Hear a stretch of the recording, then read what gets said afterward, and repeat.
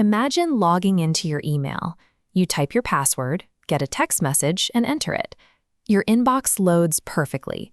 But 1,000 miles away, a stranger just gained total control of that exact same account.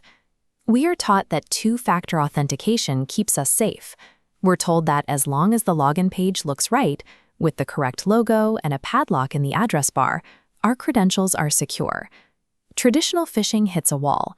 You might enter your password on a fake site, but without the phone code, it's useless.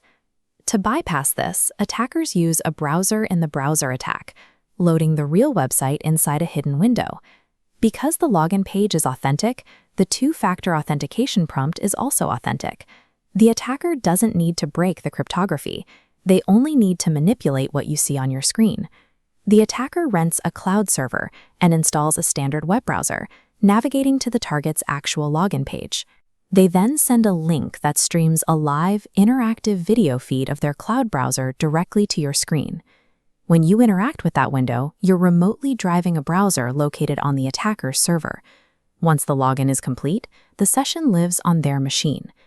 To see exactly how this is executed, we can set up an ethical hacking lab. The first step is to provision a cloud-based server, gaining command line access to a remote machine.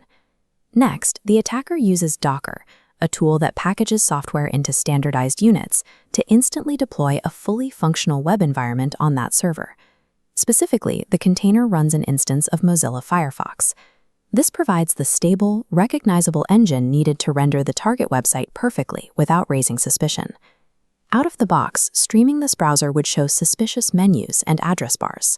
The attacker modifies the HTML code of the streaming application, stripping away the browser's borders to run it in a seamless kiosk mode.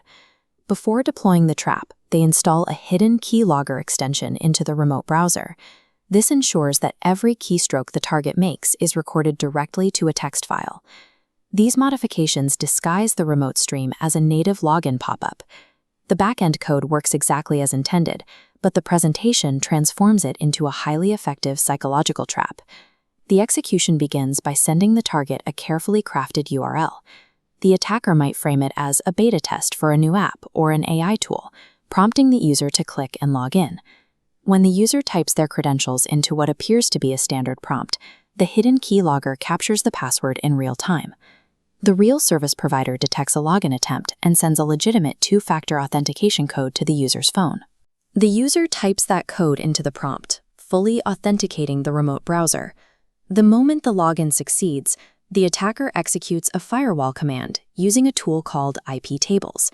This instantly drops all outside connections, severing the video stream to the target screen.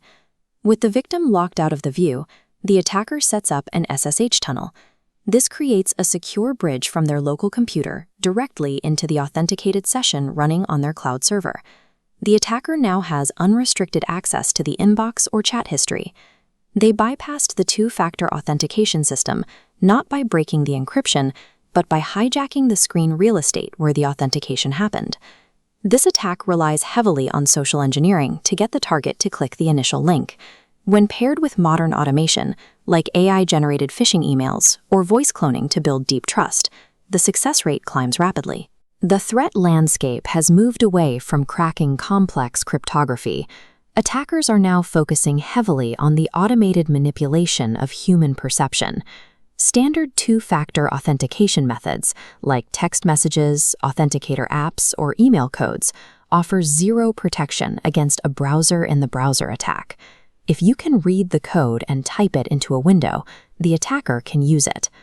Defeating this exploit requires a physical hardware security key built on the FIDO2 standard. When a user taps a physical security key, the hardware communicates directly with the underlying architecture of the web page. If the hidden domain name doesn't exactly match the legitimate service, the key refuses to transmit the cryptographic signature, causing the login to fail. If a hardware key isn't available, there is a simple manual test. Try dragging the login pop-up past the edge of your main browser window.